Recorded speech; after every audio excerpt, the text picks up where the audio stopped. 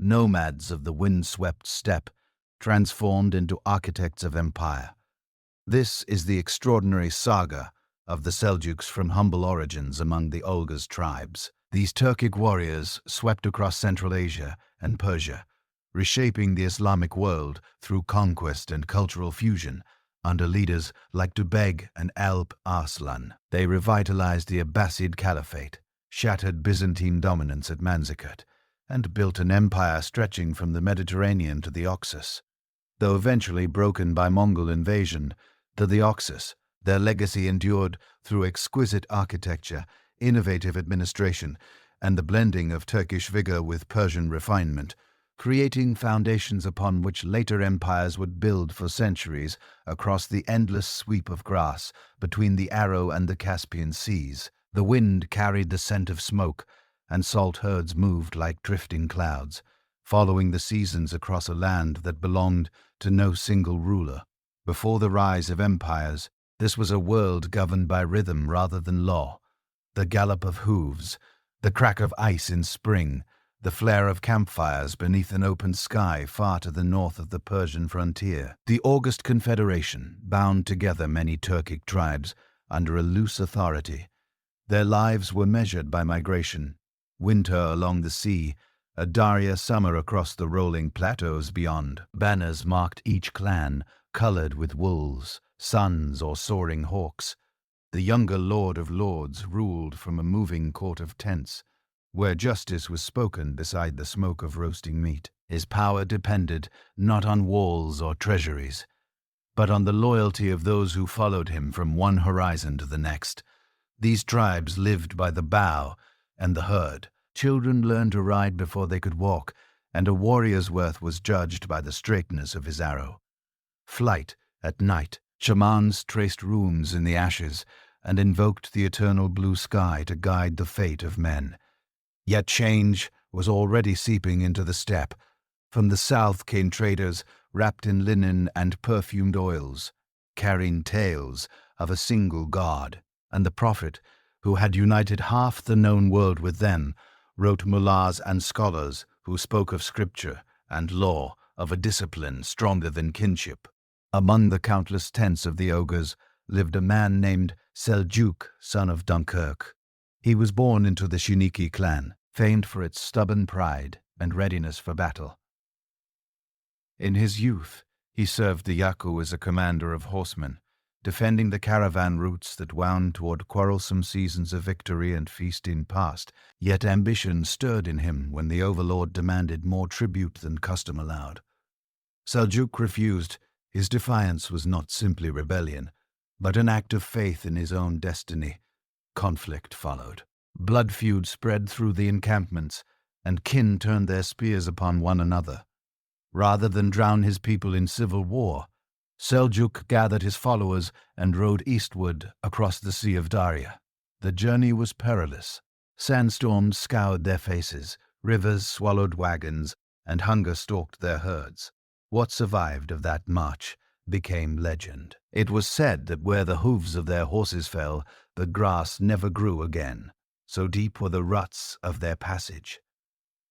Beyond the river lay transient, a land of walled cities and cultivated fields. Here, Islam had already taken root in the marketplaces of Bukhara and Samarkand, where scholars debated beneath tiled domes. To the nomads, these places shimmered like mirages of wealth and permanence. The Seljuks pitched their tents near the frontier, watching the flow of merchants and pilgrims with wary fascination. Contact brought work. The rulers of the region, as of the Summoner dynasty, often required mercenaries to patrol their borders or raid their enemies. The steppe riders, unmatched in speed and endurance, became their hired blades through service. Seljuk learned the patterns of empire, taxation, prayer ceremony, and discovered that conquest of cities required not only courage but comprehension. Gradually, his people began to absorb the faith and manners of those they fought beside. Conversion followed not as an instant revelation, but as a long persuasion. The old gods of wind and wolf offered freedom, but no unity. Islam promised a law that could bind men of every tongue under one heaven. Seljuk accepted this faith publicly, and his sons followed him. Mosques appeared in their encampments, the minarets slender and pale against the vastness of the plains.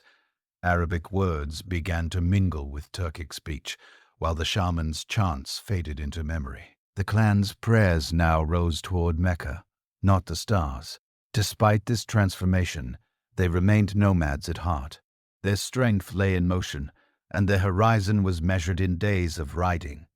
The Seljuks continue to raid and trade, drifting along the arteries that link the Muslim and steppe worlds. At times they allied with the Summits or the Karakhanids. At others they turned upon them, plundering outposts and vanishing into the desert. Each victory drew new followers from distant tribes. The camp of Seljuk expanded until its fires dotted the plain like a constellation mirrored upon earth. By the closing years of the 10th century, his sons Mikhail, Arslan, Musa, and Yunus commanded loyal war bands who could muster thousands of riders. They wore mail taken from Persian armories and carried banners woven with Quranic verses, yet around their necks still hung the bone talismans of their ancestors. They were neither fully settled nor fully nomad, a people standing between two worlds, learning to wield both. Seljuk himself, aged in the saddle, his beard white as frost. He no longer led every raid, but his word carried more weight than any sword. His followers called him father of the tribe, and his counsel shaped their destiny. In the stories retold by later generations, he foresaw the empire his grandsons would build. Whether or not he uttered those prophecies, the result proved him right when death came to him around the turn of the 11th century. The clan mourned beside the Oxus. They buried him beneath a mound facing south, toward the lands he had dreamed of. The funeral rites blended two faiths, the old offerings of milk and horsehair, and the recitation of verses from the Koran. Above his grave, the steppe wind sighed through the grass, a sound that seemed both farewell and promise. In the seasons that followed, his descendants gathered the herds and prepared to move again. They rode not as exiles now, but as claimants to a destiny that stretched far beyond the frontier. The name Seljuk ceased to belong to one man. It became the banner of an awakening power, from the shores of the Arrow to the gardens of Quarrelsome. The rumor of that name began to spread, whispered in bazaars, feared by border garrisons, carried by merchants who had seen their speed and discipline out of the wandering tents of the august world. A new force was forming, one that would soon test itself against the sultans of the east and the caliphs of the west. And on the edge of those vast plains, two young men, grandsons of the old chieftain, watched the herds move beneath the reddening sky. Around them the horizon curved without end, a reminder that their inheritance was not land, but movement beyond that horizon. They Khorasan, Persia, and the first walls they would ever claim as their own. The age of the steppe was giving birth to an empire, and its heartbeat quickened with the thunder of hooves across the grass. The first light of morning crept across the sands of Khorasan and found two brothers already mounted. Their camp was little more than a scatter of tents and embers, yet the men gathered around them spoke of destiny as though it were a companion at the fire. They were to rule back, and Tughril Beg, grandsons of Seljuk, the exile men born to a life without cities, who would soon claim cities of their own. The wind that whistled through their horsehair banners still carried the scent of the steppe, but ahead lay a different horizon. The walls of empire, far from these tents, the once mighty cousin of an empire, stretched across Persia and Afghanistan. Its rulers sat on thrones, carved from jade, and spoke in the cultured tongue of poets. But their grip on the east was weakening. They were conquerors, grown heavy with wealth, masters of marble palaces, who now looked uneasily toward the frontier when nomads gathered like storm clouds. For years, Turkic mercenaries had filled their armies. Now those same horsemen were beginning to act in their own name. In the decade after Seljuk's death, his descendants had multiplied and hardened the clans camps sprawled across the oases of Transoxana and along the Oxus, where they raided for pasture and plunder. Among the brothers, Tughril possessed the mind of a strategist. Calm and deliberate Chaudhry carried the heat of the steppe, impulsive yet loyal. Their followers called them the twin falcons of the tribe.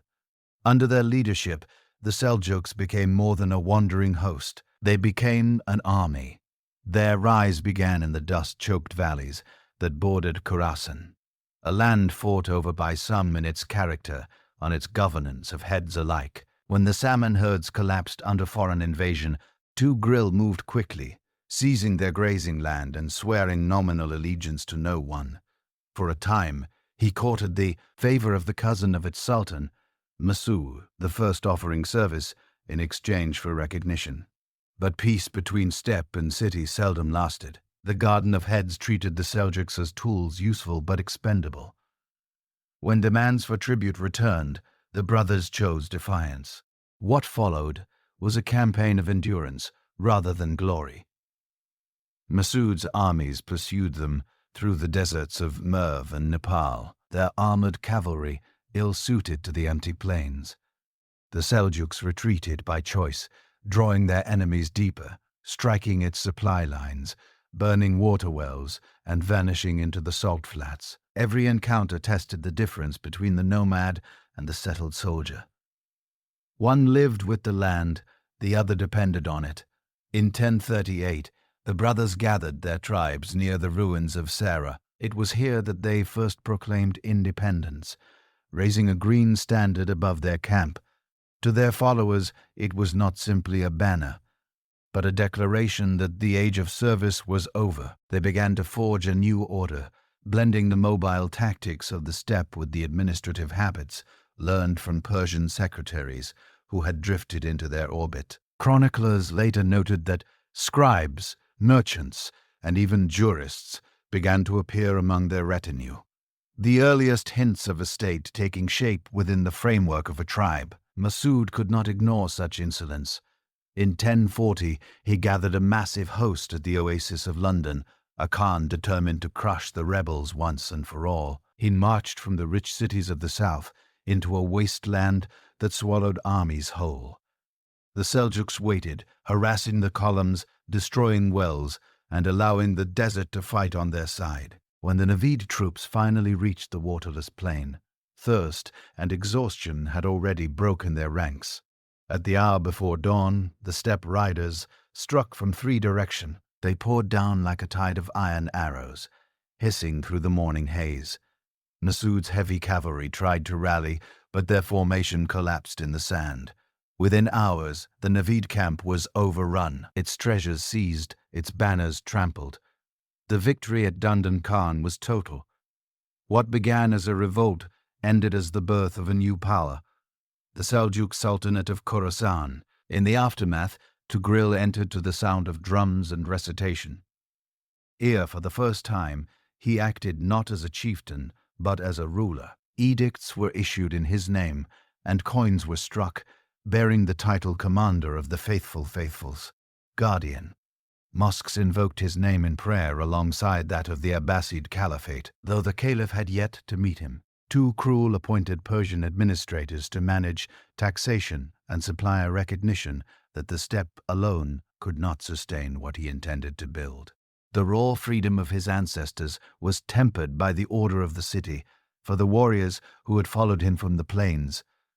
This transformation was bewildering. They now stood guard at gates instead of open horizons, and their horses paced restlessly in courtyards paved with stone.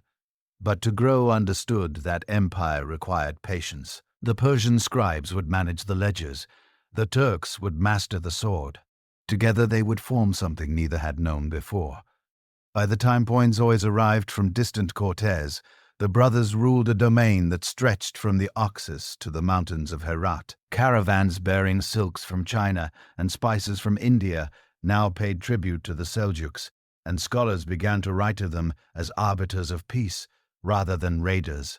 Still, the memory of the steppe lingered in their hearts each year.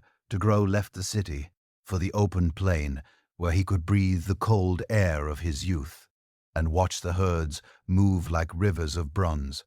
The fall of Dandanqan sent ripples through the Islamic world.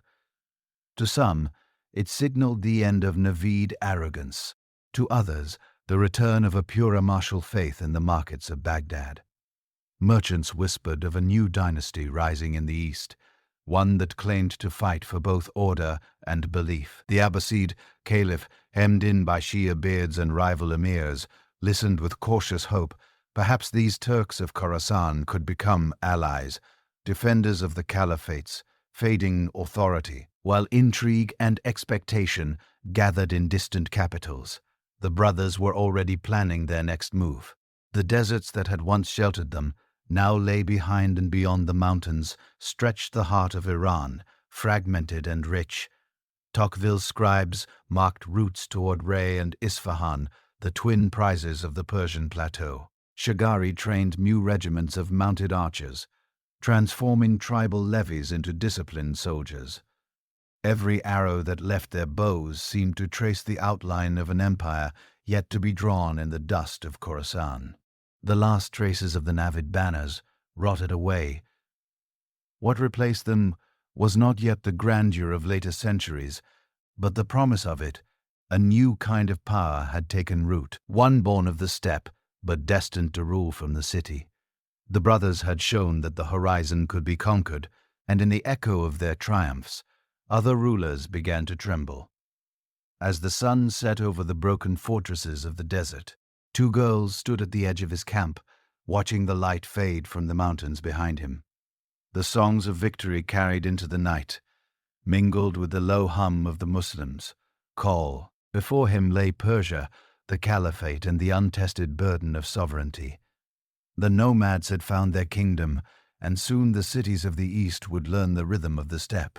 The dust of Dandanqan had barely settled, when the echoes of victory began to reshape the map of the east. What had started as a tribal revolt now demanded to become a government. Tughril Beg ruled from near Pure, yet his ambition pressed far beyond the city's sun-baked walls. He had no palace worthy of an emperor, no dynasty older than his own memory. But what he possessed mattered more momentum. Every tribe that had once drifted freely across the steppe now looked toward Khorasan for command. Across Persia, the old powers trembled. The princes, Shia lords who had ruled in the caliph's name for nearly a century, clung to their cities through intrigue and tribute. The Abbasid Caliphate came still confined in Baghdad under their watchful eyes, survived only through ceremony. Between the fractured rulers of Iran and the silent Caliph of Iraq stretched a vacuum, and the Seljuks were already moving to fill it. From near power to grills, banners advanced westward like the sweep of a storm. The first to fall was Ray, the city of scholars and merchants. Its citizens opened their gates rather than face the spears of the Nomads, and Tuk relented as a conqueror who promised stability. Markets reopened under his protection, and sermons in the mosques named him the Sultan of Khorasan, a title both practical and prophetic to the Persian secretaries who filled his chancery. He was the first step toward a new order to the Turkmen soldiers in his ranks. He remained a brother of the steppe. Each conquest brought a lesson. The Seljuks learned how to garrison cities, how to levy taxes without destroying trade, how to employ men who wrote instead of rode.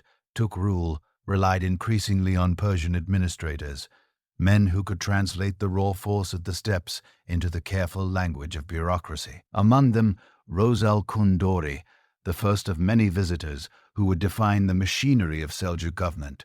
He built the institutions that transformed a nomadic confederation into a state, meant houses for coinage, offices for land, grants, records for tribute, in the margins of those new ledgers. A nomad's dream hardened into empire beyond. Ray latest Farhan, a jewel of gardens and domes. Tocqueville approached it, not as a reader, but as a ruler in waiting. His scouts surrounded the city, cutting off its water and supply lines. But when the gates opened, he forbade looting to the citizens. This discipline felt like a revelation. The conquerors who rode in under his banners did not plunder. They governed in his fans, courtyards.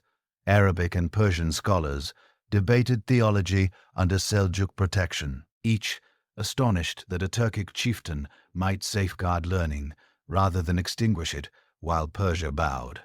The wider Islamic world watched. Messengers reached Baghdad, describing Tughril victories and the order he had imposed across the east for Caliph Alkine. Such tidings carried both hope and risk. The Abbasid throne still glittered in name, but its shadow had long since faded. Shia beards dictated its policies, collecting taxes in its name and placing their banners above its gates. A Sunni revival led by armed nomads might either rescue the Caliphate or erase it entirely. In 1054, the Sultan set his eyes on a rock. The march west was deliberate, each step calculated to project Masih before entering the Caliph's domains. Tughril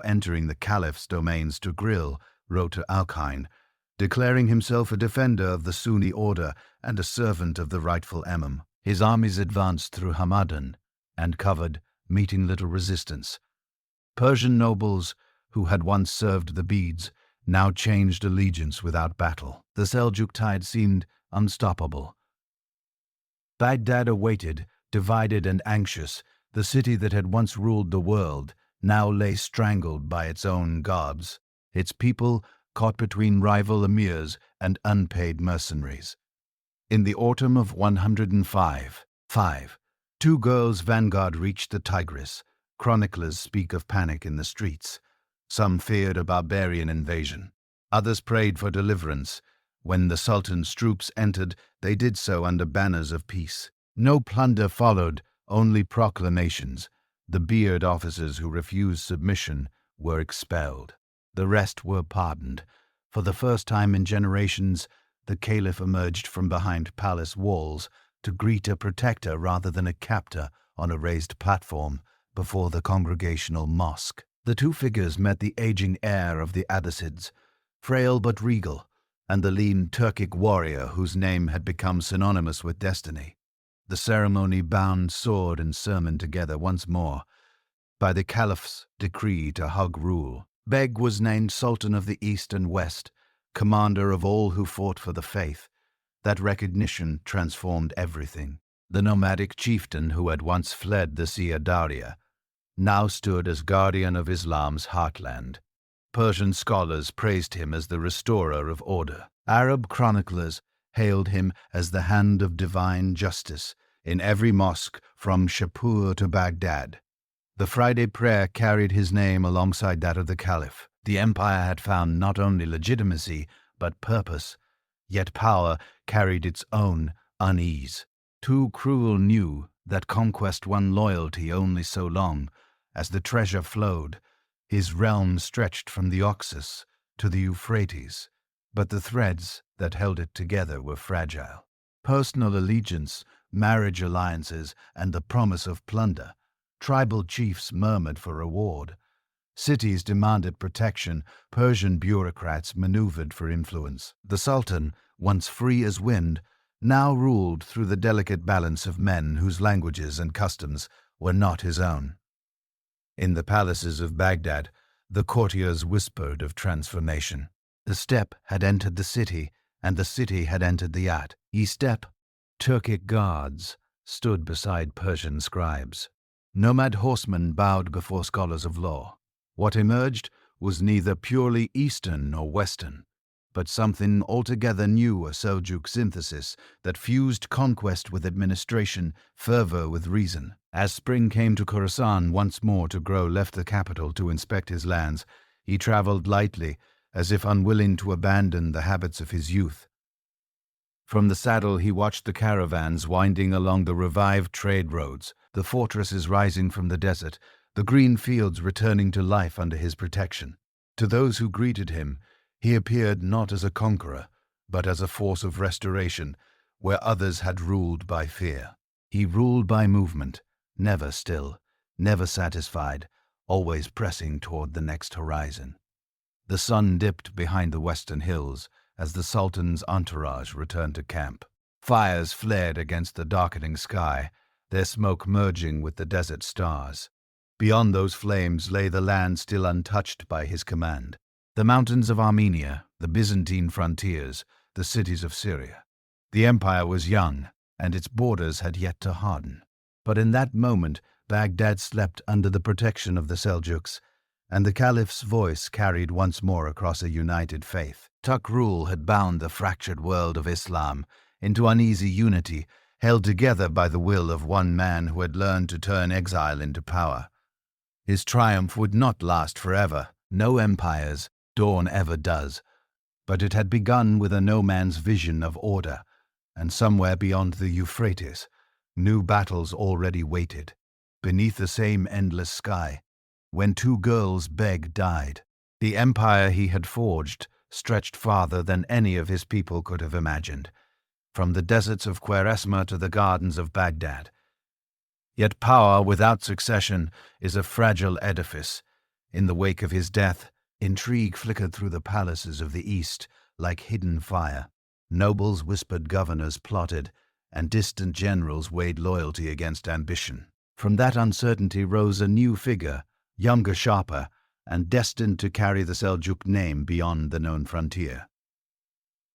Alp Arslan, the heroic lion, was the son of Tughril Beg, an heir to the warrior's inheritance. He was no wanderer like his grandfather, nor a builder like his uncle. He stood between the two, a ruler born of the steppe, yet tempered by the city. When he claimed the throne in 1063, he inherited an empire not yet at peace. Rival cousins challenged his authority. Restive tribes tested his patience, and the Caliph in Baghdad still watched cautiously from his court. But Alp Arslan possessed something that neither politics nor pedigree could supply: momentum carried by conviction. His early reign began not with conquest, but with consolidation in Khorasan. He tightened the reins of command, rewarding the loyal and exiling the disobedient.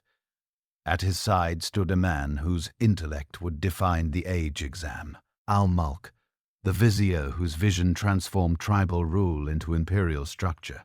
Where Tocqueville had relied on borrowed administrators, Nizam created institutions that would endure. He systematized taxation, standardized weights and measures, and founded a network of Nizami schools, places where jurists, theologians, and philosophers trained under the banner of Sunni orthodoxy. Through those schools, the Seljuks became more than conquerors. They became patrons of knowledge and faith, while scholars debated in this forum. Soldiers drilled in the plains of Azerbaijan, Alp Arslan, saw the empire's future not in palaces, but in expansion. The western horizon called to him the frontier where Muslim lands touched the Byzantine Empire, a realm ancient and glittering, yet weakened by internal strife. For Sent, Uri's the borderlands of Armenia and Anatolia had been a corridor of raids and reprisals. Now they would become a theater of destiny before turning west. The Sultan secured his rear. He subdued revolts in the Caspian provinces, reaffirmed alliances with vassal princes, and placed members of his family in key fortresses. His methods were direct but rarely cruel. Chroniclers noted that he preferred negotiation to destruction. Seeing diplomacy as a faster road to obedience, even his enemies admitted that his rule brought stability where chaos had reigned. By the late 1060s, Seljuk banners fluttered along the Euphrates. The Sultan's armies moved like rivers of iron, lean and relentless, commanded by veterans who had fought under Tocqueville. Their strategy was shaped by the steppe: avoid fixed battles, exploit mobility, strike supply lines, and let hunger do the work of the sword. The Byzantines, as of Rome's discipline, struggled to adapt. The heavy armor and rigid formations withered under clouds of arrows that vanished before retaliation. Still, the empire to the west was not to be dismissed. The Byzantine Emperor Robanos, the fourth Diogenes, sought to restore imperial dignity by driving the Turks back across the mountains. In 1071, he gathered a vast army drawn from every corner of his dominion: Greeks, Armenians, Franks, and Normans, and marched eastward. Alp Arslan, meanwhile, had been campaigning in Syria, securing Aleppo and Damascus from local warlords. The news of Romano's advance reached him on the march. to most rulers, the situation would have demanded retreat to Alp Arslan. It offered revelation. He turned north with astonishing speed, crossing deserts and mountain passes that others considered impossible. Scouts harried the Byzantine columns, denying them rest and food. The two forces met near the small fortress of Manzikert, surrounded by volcanic rid, gez, and dry valleys. The place was unremarkable. Yet within its dust lay the pivot of two worlds. On the morning of battle, the Seljuk army appeared light and scattered, each regiment wheeling in arcs across the plain. Their banners streamed like flame against the sky. The Byzantines, confident in their numbers, advanced in heavy ranks. As the day lengthened, Alp Arslan forces feigned retreat, drawing their foes into pursuit. When the imperial line stretched thin and confusion spread, the Turks wheeled and struck from all sides. Arrows darkened the sun, and the roar of hooves drowned the commands of Romanos' officers. By dusk, the Byzantine army had collapsed. Romanos was captured, a moment so improbable that even the victors could scarcely believe it. Alp Arslan treated the emperor not as a trophy, but as a guest. He offered him water, spoke with calm dignity, and agreed to terms that demanded no humiliation. It was an act of chivalry, rare in that brutal age, and it spread his fame farther than any victory could. The consequences of Manzikert were immense. The Byzantine frontier disintegrated, garrisons deserted. The great plateau of Anatolia lay open. Waves of Turkic tribes poured through the mountain passes, seeking land and fortune. Many settled, founding new towns and emirates that bore the Seljuk name. The empire had not planned this colonization, yet it transformed the map. The highlands of Asia Minor, once Roman and Christian, began to echo with Turkic speech and the call to prayer. While settlers carved new homes from the frontier, Alp Arslan turned his attention back to administration. He appointed his son Malik Shah as their ensuring a smooth succession that would avoid the turmoil that followed. Tughril's death. Under the guidance of Nizam-ul-Mulk, he envisioned a realm that would last beyond the strength of any single ruler, a state guided by law, supported by education, and anchored in faith. But fate remained unpredictable, as it always did for men who lived by the sword. In 1072, while campaigning and transactions against a rebellious governor, Alp Arslan confronted a fortress that refused to yield. During parley, the captives struck him with a hidden dagger. The wound proved fatal. The Sultan died within days, murmuring prayers for his son's success. His body was carried to Merv, where the scholars and soldiers of the empire gathered to honor him there. Beneath the turquoise domes he had restored, they buried him beside his father. The Nomads wept for the warrior who had opened the gates of the West. The scholars mourned the patron who had made their learning a state's foundation. The death of Alp Arslan marked the end of conquests, first breath and the beginning of consolidations. Long labor, his victories had changed the balance of the Islamic world, binding the steppes to the city's faith, to governance and war, to civilization. In the wake of Manzikert, new horizons beckoned, and his heir, Malik Shah, would take up the task of turning triumph into peace. The empire that Alp Arslan left behind was vast but restless, a tapestry woven from victory and uncertainty. Into this inheritance stepped his son Malik Shah, a ruler barely in his 20s, whose youth might have undone a lesser man. Yet within months he proved himself more than a fortunate heir. He possessed his father's courage, his grandfather's patience, and beside him the sharpest mind of the age. Nizam al-Malik, the vizier, who had already turned the raw sinew of conquest into the framework of a state. Together they would raise the Seljuk realm to its highest point, a dominions stretching from the Hindu Kush to the Aegean coast, from the Oxus to the borders of Arabia. Malik Shah's first years were marked by balance, not the uneasy calm of survival, but the deliberate of mastery. He moved his court to Isfahan, a city reborn under Seljuk rule. where gardens and canals mirrored the harmony of administration in its bazaars. Persian merchants sold goods from India, China, and Byzantium in its libraries. Scholars compiled treatises that would outlast empires. The Sultan walked among them, not as a distant sovereign, but as a patron of learning. Under his reign, the Seljuks ceased to be mere conquerors. They became stewards of civilization. Disarming monks' genius found its fullest expression in these years. The Icitra system, which granted lands to soldiers in lieu of payment, ensured that the army was both rewarded and bound to the state. Provincial governors, once semi-independent warlords, now answered to a bureaucracy whose precision impressed even their enemies. Tax registers were rewritten. Roads patrolled and caravanserai maintained the empire's lifeblood. Trade flowed unimpeded through these arteries of order. Faith underpinned this structure to strengthen Sunni orthodoxy. Nizam founded the Nizami Madrasas schools that drew the best minds of the Islamic world in Baghdad, Nisha, Por, and Balak. Students gathered under vaulted halls to study theology, law, and philosophy. Among their teachers was Abu Hamid al-Ghazali, whose writings would define Islamic thought for centuries. Through these institutions, the Seljuks became defenders of Sunni unity at a time when sectarian divides threatened to fragment the faith. Malik Shah understood the symbolism of this achievement. The Caliph in Baghdad, once a prisoner of circumstance, now blessed the Sultan as the protector of Islam's temporal order.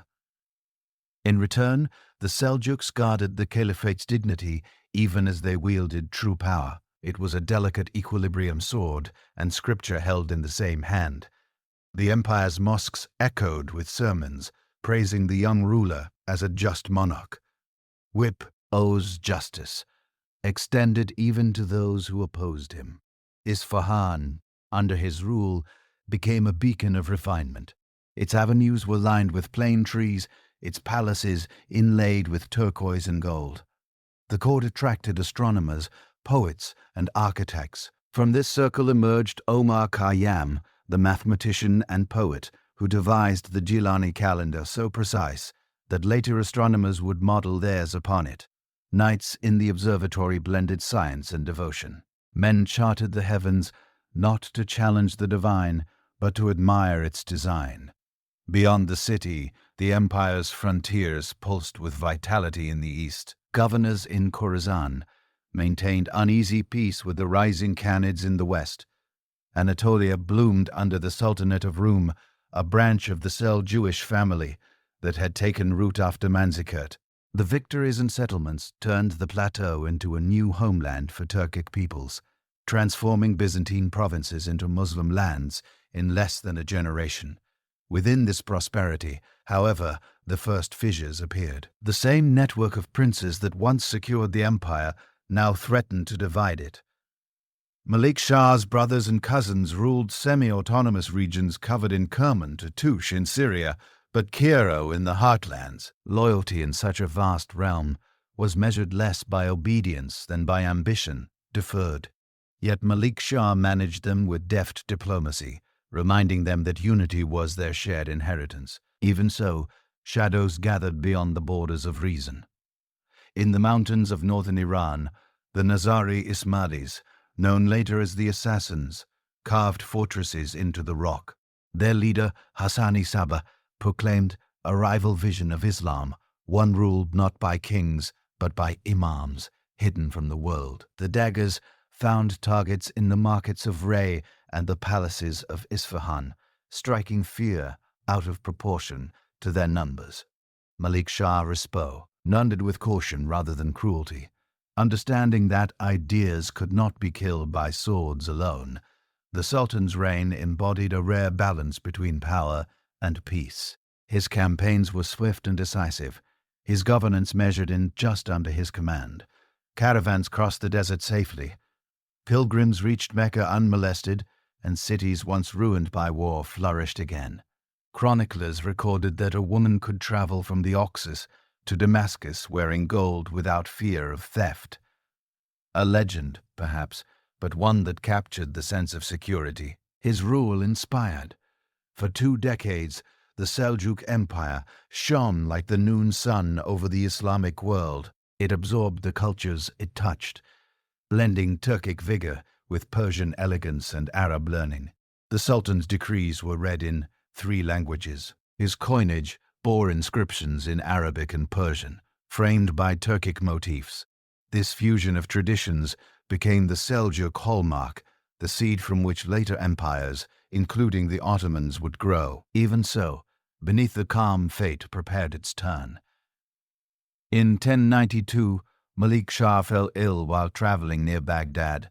Some said poison, others exhaustion.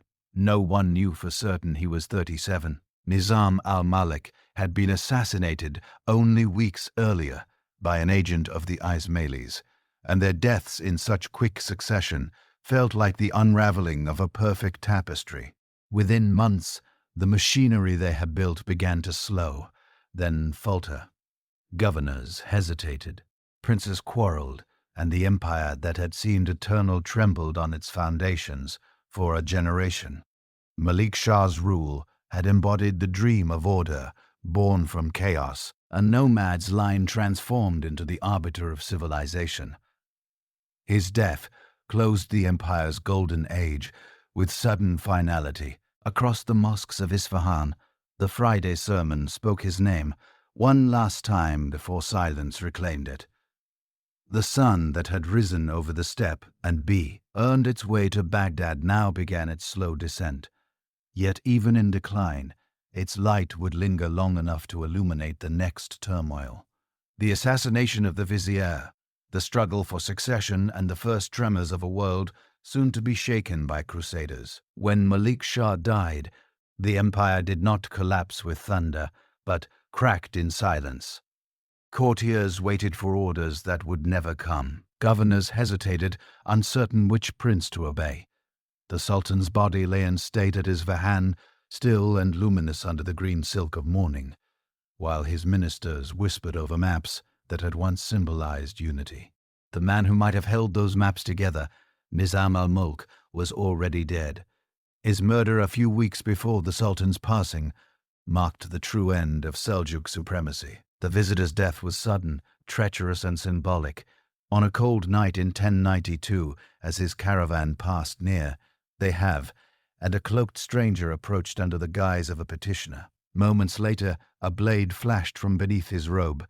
The killer was said to be an agent of the Missouri Ismailis, a sect that had turned assassination into doctrine. Whether he acted alone or under orders from court rivals remains uncertain, but the consequence was unmistakable. The empire lost its mind before it lost its heart. Without Nizam al-Maliki's authority, the delicate machinery he had designed began to grind against itself. His vast network of administrators, scholars, and judges had depended on the precision of his oversight. In his absence, ministries faltered, tax caravans went astray, and governors interpreted policy as they pleased. The bureaucratic skeleton of the empire remained, but its nervous system had gone numb. Then came the news from his farm. Malik Shah, too, was dead. He had fallen ill while preparing for pilgrimage to Baghdad, and rumors swirled through the empire like used through a ruined hall. Some whispered poison, others spoke of divine judgment. Whatever the cause, the result was chaos. His sons were young, his brothers ambitious, and his widow, Turk and Khatun, moved swiftly to control the court, wielding the royal seal as though she were the rightful heir. Across the provinces, rival claimants raised their banners and raised Baki Ruk. Malik Shah's eldest son declared himself sultan with the support of the military elite in Baghdad. Turk and Khatun proclaimed her infant son Mahmud ruler under her regency, appealing to the Caliph for recognition meanwhile, and to breathe another prince. Mohammed Tahar waited for the storm to clear, gathering allies of his own. Within months, the empire was divided into overlapping sovereignties, each claiming legitimacy, none commanding obedience. The Caliph and Mukhtar, wary of offending one faction, only to be devoured by another, tried to balance between them. He recognized Bakir in one decree and Mahmud in another, hoping to preserve the semblance of unity. While chaos consumed the provinces, the cities of Persia became stages for intrigue. Armies marched under banners of brothers, physios were bought and sold, and letters of allegiance were rewritten as often as the seasons changed for the common people. These struggles were not politics, but weather an unavoidable storm that stripped fields and burned homes in Khorasan. Tax collectors fled their posts, leaving markets empty. Caravan routes grew dangerous again, preyed upon by bandits once kept at bay by imperial patrols.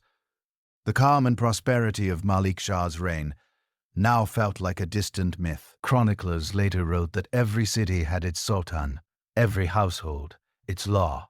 Among the provinces, the outer banks, military governors assigned to tutor young princes, began to act as independent rulers. What had been an instrument of HR control became an engine of fragmentation in Aleppo, Mosul, and Damascus. Local dynasties rose under Seljuk names, but served their own ambitions. The empire that had once united the Islamic world now splintered into competing principalities, bound together only by memory and language.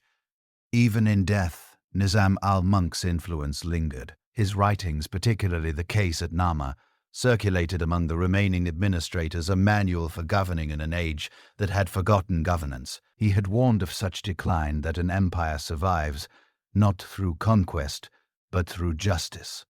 His words now read less like instruction than elegy. Meanwhile, the assassins, emboldened by their success, struck at new targets. Fortresses rose on impossible peaks. Allah moved among them, and from these diaries, their agents descended like shadows. The fear they inspired exceeded their number. 5 years traveled in disguise. Emirs surrounded themselves with guards, and even mosques whispered of hidden daggers. The Seljuk world, which had once seemed bound by divine protection, now feared death in every market crowd. In this atmosphere of suspicion, Baki Uruk struggled to consolidate his rule. He was brave, impulsive, and burdened by the weight of comparison to his father. His campaigns against rival claimants bled the treasury dry, and every victory seemed to breed a new revolt. He defeated Mahmud's forces nearest Faran, only to face rebellion from his uncles in Syria and Fars. The empire no longer moved as one body, it thrashed like a wounded animal. The Caliph, watching from Baghdad, understood that the balance of power had shifted irrevocably. No longer could one sultan command both east and west. The Seljuk world had entered its era of divided sovereignties brothers, ruling and rivalry, provinces obeying out of habit rather than fear, the unity that had once restored the Caliphate's dignity now threatened to erase it again. Still, the name Seljuk retained its aura to the cities that remembered Tughril's justice or Malik Shah's prosperity. That name carried the echo of stability. Even rival princes invoked it to legitimize their claims. The idea of the empire endured, though the empire itself was dissolving by 1095. After 3 years of war, Baki Uruk emerged as the nominal victor. Ruling from Baghdad to Khorasan, his triumph, however, was hollow. The treasury was empty, the provinces autonomous, and the army divided between tribal loyalties and unpaid mercenaries. The dream of a single Seljuk order had ended far away in the ports of the Mediterranean. A different storm was gathering, one born not of family ambition, but of faith. Rumors reached the east of kings and knights crossing the sea of banners marked with the sign of the cross. The Muslim world, still bleeding from its internal wounds, scarcely noticed at first, but soon from the shores of Antioch and the walls of Jerusalem, a new war would roar into being. The empire that had once united Islam under one standard would now face a challenge unlike any before. In the shadow of assassinations and civil war, the Crusaders were coming. The news arrived like a fable too absurd to believe. Armed pilgrims had crossed the sea. They spoke of liberation, of holy war, of reclaiming lands that had not belonged to their ancestors, for centuries, to the Seljuk princes who ruled in fragments of the once great empire. These tales sounded like the exaggerations of merchants. Yet the rumor thickened into reality. In the year 1096, the first armies of the Crusade marched across Byzantine lands and descended upon the east. A tide of armed strangers under banners painted with the cross. The Seljuk world at that moment was a map of disunity. Malik Shah, a still warlord in Persia and Iraq. Baki Uruk held Bag. Haddad, but not peace to two.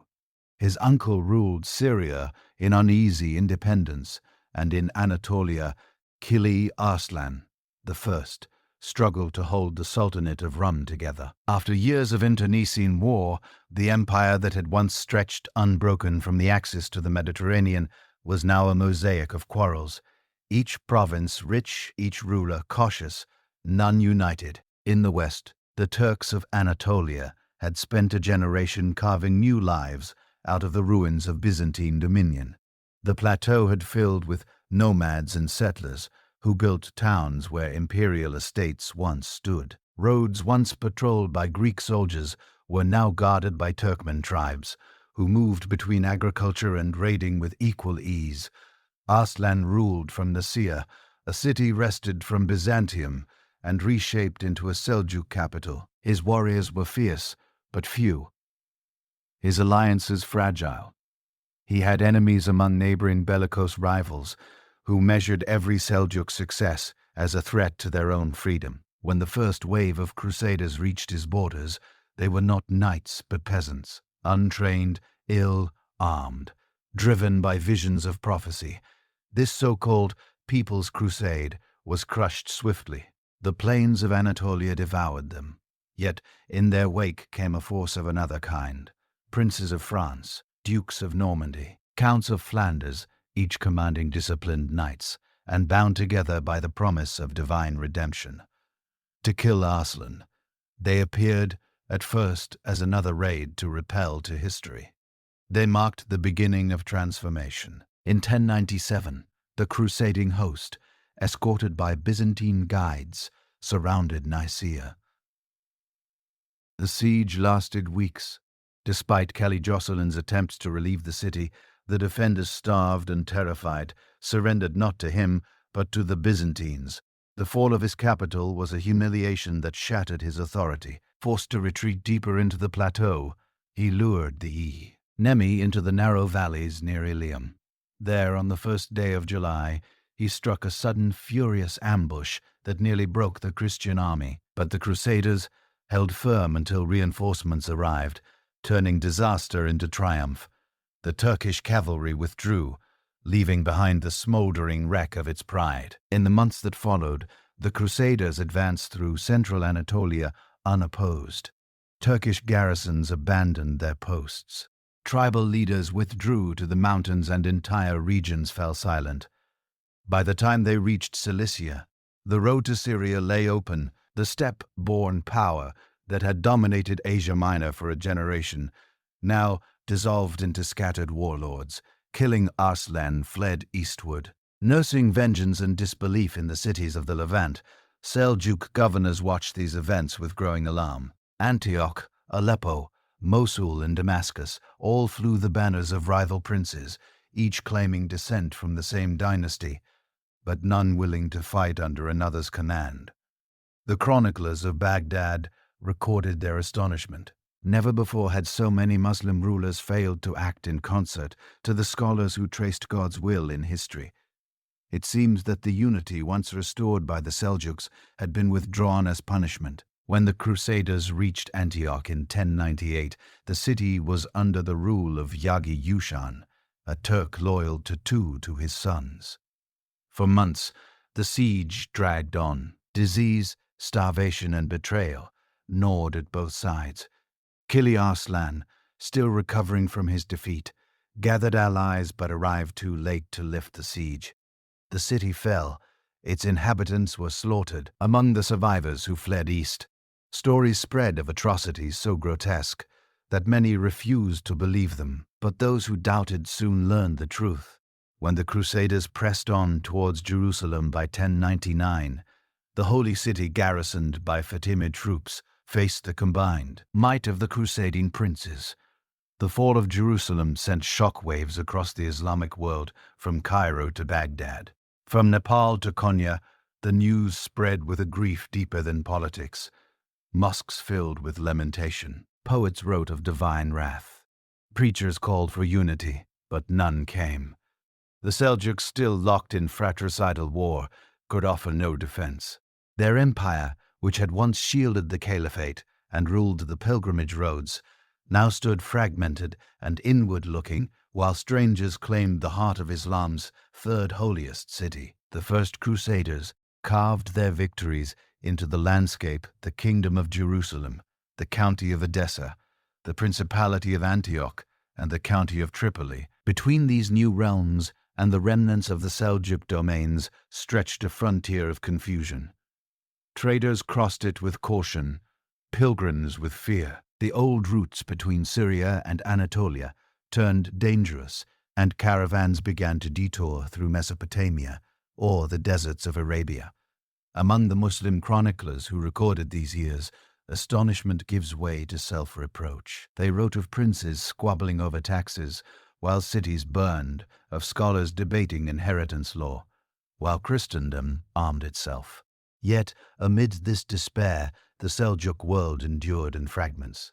The Sultan in Baghdad still commanded allegiance, however nominal, and his cousins in Syria and Anatolia still invoked his name in prayer. The structure of empire had shattered, but its spirit lingered in custom, language, and faith.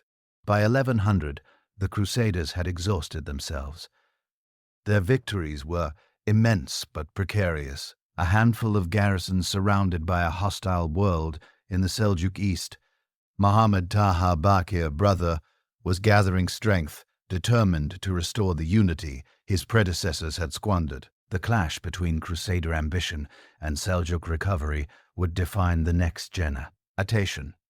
For now the West celebrated, while the East mourned. The crescent and the cross faced each other across the walls of Antioch and Jerusalem, each convinced of divine favor, each blind to the cost of its faith. The First Crusade had succeeded, not because the invaders were stronger, but because their enemies had forgotten how to be one. Somewhere in Khorasan, a messenger rode through the dust to deliver this news to Sultan Muhammad, to power the empire. Though wounded, still breathed, and under his hand, it would seek to gather itself again, if only for one last age of strength. After the first Crusaders swept through their kingdoms, glimmered only for a breath sharp and bright as drawn blades. The triumphs, however, had been carved from the fractures of the East. While Syria burned and Anatolia bled, a quieter struggle unfolded across Persia. The slow, deliberate effort to bind the Seljuk world together. Once more the work of rebuilding fell to two men of the same blood, Muhammad to power, the son of Malik Shah and Ahmad Sanjar, his younger brother, the last great prince of their house. When Muhammad Tupper took the throne in 1105, the empire he inherited was an empire only in name. Bakir Ruk's wars had drained its treasuries and scattered its loyalty. Cities paid taxes to whoever held their gates. Provinces obeyed the strongest army within reach. Yet even in this exhaustion, the Seljuk name still commanded respect. The Caliph in Baghdad acknowledged Muhammad as Sultan, while rival princes hesitated to challenge him outright. With cautious patience, he began to rebuild. His first task was to restore the arteries of administration that had collapsed after Nizam Mamluk's death. From Isfahan, he revived the system of victor grants, ensuring that soldiers received their lands directly from the Sultan rather than from local governors. Tribute began to flow again, and with it came stability. Persian secretaries returned to their ledgers, scribes to their offices, and tax collectors to their caravans. The hum of bureaucracy returned the quiet sound of empire rediscovering itself. In these same years, the Nizar Ismailis remained the ever-present specter on the horizon. Their mountain strongholds dotted the Iranian plateau like dark stars, defying siege and inspiring terror. Muhammad, to power, understood that brute force could not easily dislodge them. Instead, he waged a campaign of attrition, isolating their trade routes, bribing allies to defect, and launching swift raids that wore down their resolve. His victories were small but cumulative. The assassins retreated deeper into their stone citadels, turning from open rebellion to guarded survival. Despite his successes, unity remained elusive. The empire's provinces had grown used to independence in Syria and Anatolia. Seljuk princes ruled as semi-sovereign monarchs, minting their own coins and negotiating with Crusaders and Byzantines alike. Even in Khorasan, the distant marshes of the east, loyalty was bound not to a throne, but to a personality. There Ahmad Sanjar had established his own dominion, a realm of order and prosperity that would soon eclipse his brothers. Sanjay's court at Merv became the envy of the Islamic world. While the western provinces fought over titles, Khorasan glowed with confidence. Caravanners, their eyes lined the roads, mosques rose beside canals, and scholars gathered beneath turquoise domes to debate philosophy and astronomy.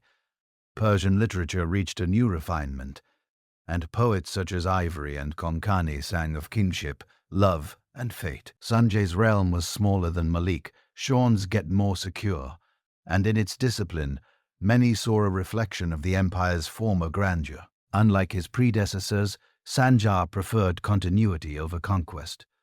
He ruled through compromise, balancing Turkic emirs, Persian administrators,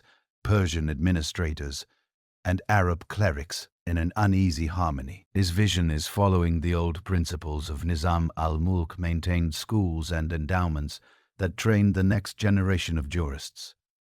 Sunni orthodoxy flourished, yet Sanjar was no zealot. He allowed debate within limits, believing that faith, like empire, required structure but not rigidity.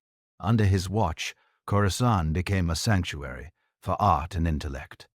Historians chronicled the Seljuk past with reverence. Astronomers charted the stars with mathematical precision.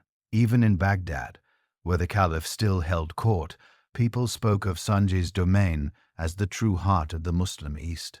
Every empire that turns inward begins to forget the restlessness that birthed it. Beyond Sanjay's borders, new powers were stirring, quarrelsome in the north, the Kara Khanate beyond the Oxus, and tribal confederations that no longer feared the Sultan's cavalry. While he tended his gardens of order, the wild grass beyond the walls began to grow unchecked. When Muhammad Tupar died in 1118, Sanjar inherited not only the eastern provinces, but the imperial title itself. He became Sultan of the Great Seljuks, a title that sounded grander than the reality it described. His authority stretched in theory from the Caspian to the Tigris. Yet in practice, much of that world obeyed him only in prayer. Still, his personal power was formidable. His armies were disciplined, his treasury full, and his reputation immense. For 3 decades, Sanjar presided over what later historians would call the empire's last golden age. Peace reigned across Khorasan, and even the restless Turkmen tribes accepted his command. The roads to India and China remained open, carrying silks, spices, and news of distant courts. In the west, the Crusaders consolidated their rule in Jerusalem, but their victories no longer stirred panic in the east. The Seljuks of Iran had survived the storm, and in Sanjay's careful governance, they seemed to have rediscovered their purpose. Still, the surface calm hid cracks that widened year by year. The structure Nizam al-Mulk had designed depended on the strength of one central will. Once that will faltered, the system strained. Sanjay's governors grew wealthy, his commanders complacent. The army, fed by external revenues, grew accustomed to privilege. Among the Turkmen clans that roamed the frontier, resentment simmered. They had once been the empire's sword, but now they were treated as unruly dependents. The Sultan, absorbed in ceremony and scholarship, underestimated the danger. He imagined his prestige alone could bind the frontier tribes to obedience, but power, like the desert wind, never stays still for long. In the distant steppes of transaction, Murmurs of rebellion began to stir among the Ogres, the same people from whom the Seljuks themselves had sprung. For the moment, Sanjay's world still held serene, luminous, deceptively whole. The cities of Persia glittered with poetry. The scholars of Nicopolis lectured beneath domes of light, and the bazaars of Merv overflowed with silk and gold. To travelers who crossed his realm, it seemed that the age of disorder had passed forever. But history was already coiling beneath that stillness. The stability of Sanjay's reign would prove a mirage, its peace, the calm before the storm, and when the storm broke, it would not come from crusaders or rival kings, but from within the same nomadic heart that had once carried the Seljuks to glory. In his later years, Sultan Sanjar presided over an empire that seemed unshakable, a web of cities, caravan roads, and fortresses spanning the eastern world. Merchants in Merv boasted that no road under the Sultan's banner was unsafe, no market unattended by the law, yet empires rarely fall from outside assault. They erode from within, beneath the surface of Sanjay's prosperity. The old steppe forces that had built the Seljuk realm were stirring again, impatient with walls, laws, and bureaucrats who no longer remembered the wind. The spark came from the Ogres, nomadic tribes whose ancestors had once followed Seljuk himself across the Sea of Daria. For decades, they had served as frontier auxiliaries guarding the empire's northeastern borderlands. They paid reluctant tribute, grazed their herds on imperial land, and endured the arrogance of governors who treated them as hired muscle. By mid-century, that balance broke, a dispute over taxation, as trivial in cause as it was vast in consequence, set the steppe ablaze. In the spring of 1153, the old confederation rose in revolt. Sanjar, now an aging ruler in his 70s, marched north from Merv to crush the rebellion. His army was still formidable, disciplined regiments of cavalry, banners bright with gold embroidery, and the proud confidence of past victories. But the Sultan had misjudged the enemy. The Ogres were not a rabble. They were his own mirror riders of the same blood, fighting with the same mobility that had once made the Seljuks unconquerable. Near the oasis of Tunkarable, Rud, the imperial camp was surrounded. What began as a skirmish became a disaster.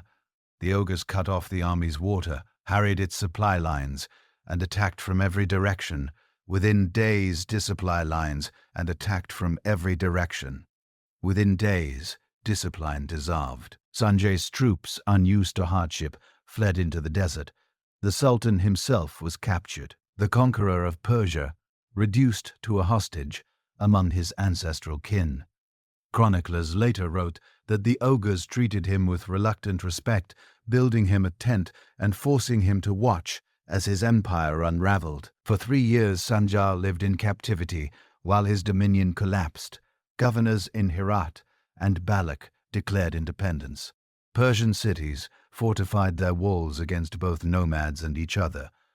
The Caliph in Baghdad, hearing of the Sultan's downfall, offered prayers but little aid. The prestige that had once bound east and west under Seljuk command vanished in an instant. When Sanjar escaped in 1156, he returned to find an empire in ruins. Merv, once the jewel of Khorasan, stood half empty. Its canals were silted, its scholars scattered, its markets silent. The Sultan, weary and broken, spent his final years attempting to restore what could not be repaired. He died in 1157, leaving no heir strong enough to carry the name forward. With him ended the line of the great Seljuks, the dynasty that had ruled the heart of Islam for more than a century. What remained were fragments in Persia, local dynasties. The curse reads into Baristan, the Selgords, and Fars governed in Seljuk style, but owed allegiance to no one in the west. The Sultanate of Rum in Anatolia thrived under its own princes, adapting Turkic traditions to Byzantine soil. The unity that had once stretched from the Oxus to the Mediterranean was gone. replaced by a constellation of small powers that borrowed Seljuk legitimacy while abandoning its discipline amid the ruins. New forces began to rise in the northeast. The kingdom of Khwarezm, once a Seljuk vassal, asserted independence. Its rulers, the Spanish, taking its inherited both the Seljuk administrative model and their appetite for conquest. As the 12th century waned, their banners advanced across the Oxus, swallowing what remained of Khorasan. Persian poets now praised Khwarezm and Cortes instead of Seljuk ones. Historians wrote of new empires without quite daring to call the old one dead. Meanwhile, in Baghdad, the Abbasid Caliphate stirred from centuries of subservience. The weakening of Seljuk control allowed the Caliphists to reassert local authority, reclaiming the right to tax and govern in their own name. They celebrated this as divine restoration, though their newfound independence owed more to circumstance than strength. The once symbiotic bond between Caliph and Sultan, sermon and sword united, was finally broken. The scholars who lived through these years described the change as if a long season had ended. The prosperity of Malik Shah's age, with its ordered roads and illuminated manuscripts, gave way to uncertainty. Trade declined. Irrigation works decayed. Cities turned inward. The spirit of the Seljuks, however, survived in subtler ways. In the bureaucracies they had built, the madrasas they had endowed, the legal schools they had protected, even in decline, they had transformed the Islamic world's texture. In Anatolia, the Seljuks of rule inherited that legacy with unexpected vitality. There, among mountains once ruled by Byzantines, the Turkic settlers who followed Alpine's land armies had grown into city builders. Konya ciphers and Khazari flourished as centers of commerce and Sufi learning. Their rulers minted coins bearing the same titles once used in this fashion, Sultan of the East and West, as though the dream of unity still burned in miniature. Elsewhere, the lands of Iran Fra meant it further. Local warlords adopted the titles of Atabeg Malik or Emir, reviving the tribal mosaic the Seljuks had once subdued. The empire's edges blurred until even chroniclers could no longer define where it ended. Yet the Seljuk name remained a measure of legitimacy. To call oneself a Seljuk was to invoke memory, the golden decades when justice, scholarship, and strength had moved together under one banner. By the time Saladin rose in Egypt and Syria, uniting the Muslims against the Crusaders, the Seljuk realm was only a ghost, but it was a ghost that still spoke. Saladin's administrators used Seljuk models. His armies employed Seljuk tactics. The institutions built by Tughril, Nizam Mulk, and Malik Shah had outlived their founders, shaping every state that came after. In the closing decades of the 12th century, Persian poets looked east and west and saw only fragments of what had been isolated courts, scattered scholars, silent observatories.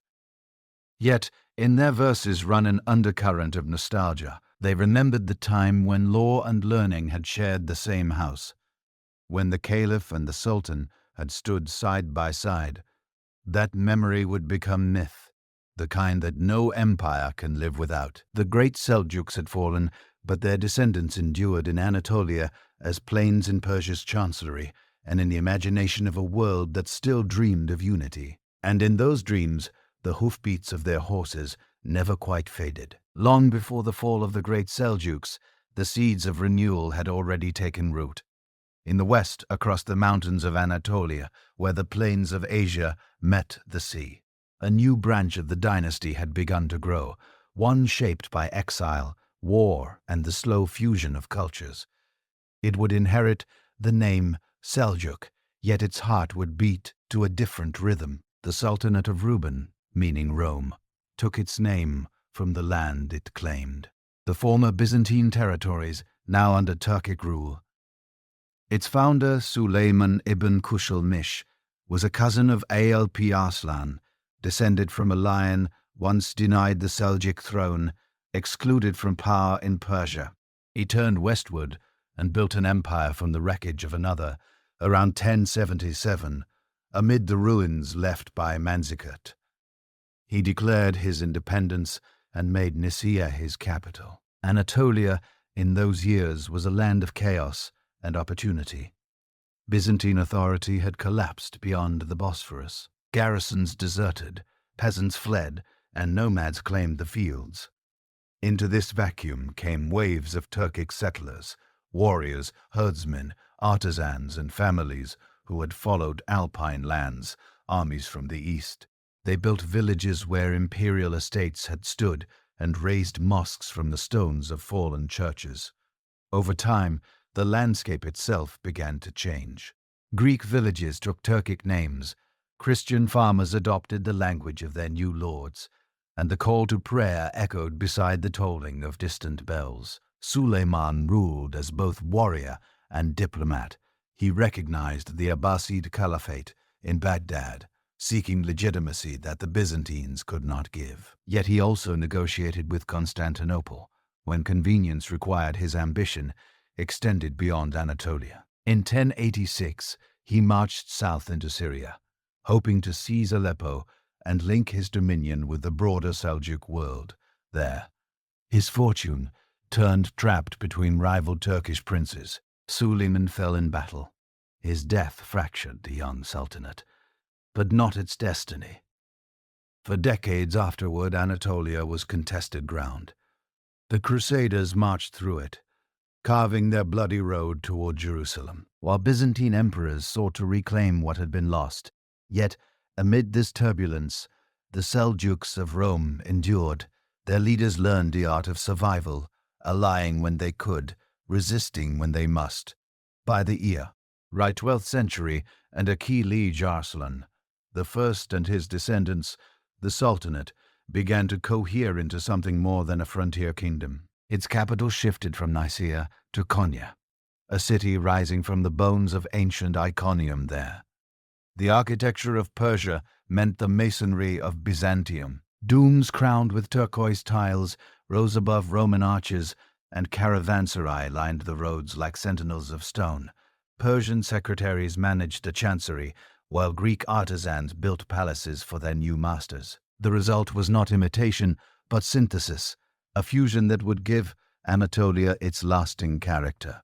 The sultans of Rum inherited the Seljuk military tradition, yet they adapted it to the terrain they ruled their armies. Mixed mounted archers with local infantry, Christian mercenaries with Turkic tribesmen. Warfare in Anatolia was less about annihilation than endurance raids, sieges, shifting alliances against the Byzantines.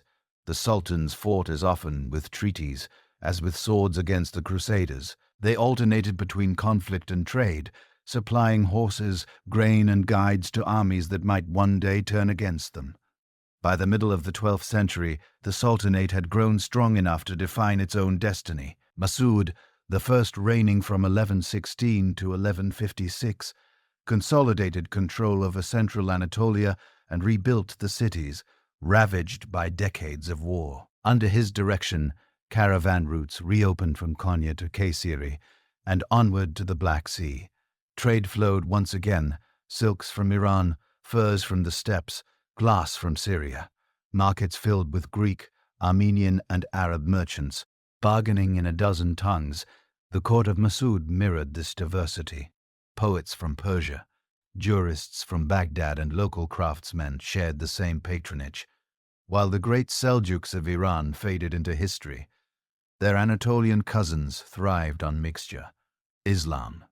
It was confident but flexible, shaped as much by Sufi mystics as by orthodox scholars. The dervish orders, traveling preachers and poets, began to spread across the countryside, finding Turkic tribes and urban dwellers alike in a common spiritual language. The lodges, humble at first, would later become the soul of Anatolian Islam.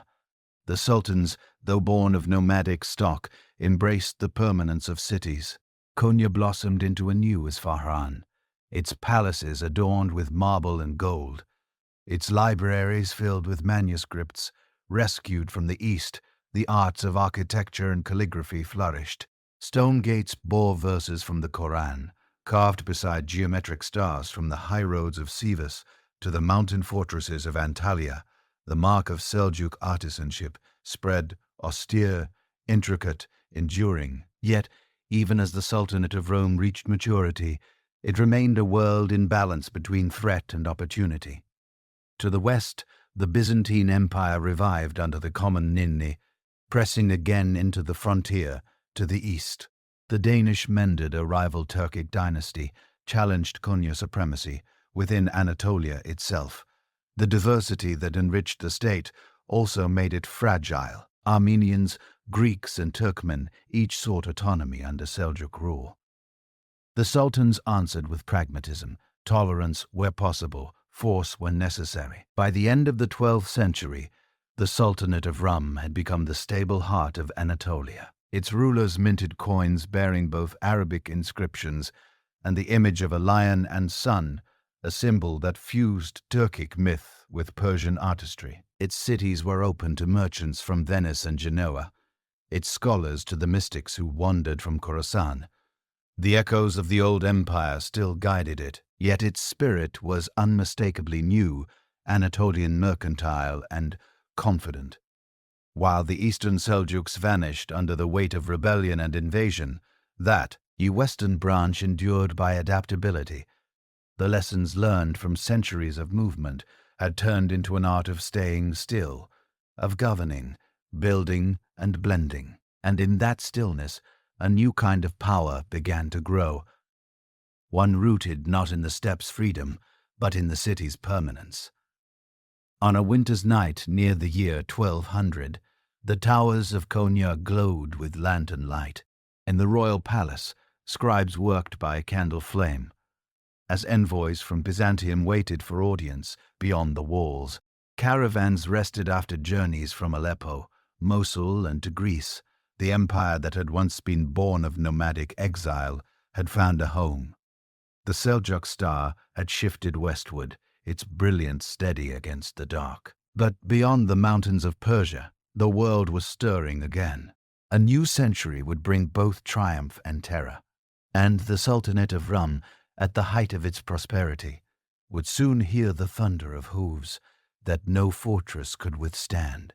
By the turn of the 13th century, the Sultanate of Rum stood at the height of its splendor. The scars of war had faded. The land between the Taurus Mountains and the Aegean shimmered with cities, fields, and caravan routes across Anatolia. Mosques rose beside Byzantine basilicas, and the languages of merchants mingled in the markets of Konya and Kayseri. What had begun as a colony of exiles now claimed the mantle of empire. The Sultan who presided over this renewal was crucial for the first. A man of uncertain fortune and remarkable resilience, twice driven from his throne, twice restored, he ruled with a blend of caution and ambition. Born from survival, his reign marked the transition from conquest to permanence, the transformation of a frontier principality into a confident state. He rebuilt Konya walls, reformed its coinage, and reopened the caravan routes that link the Mediterranean to the heart of Asia. Under his protection and fee, Anatolia became not merely a refuge for Turks, but a bridge between civilizations.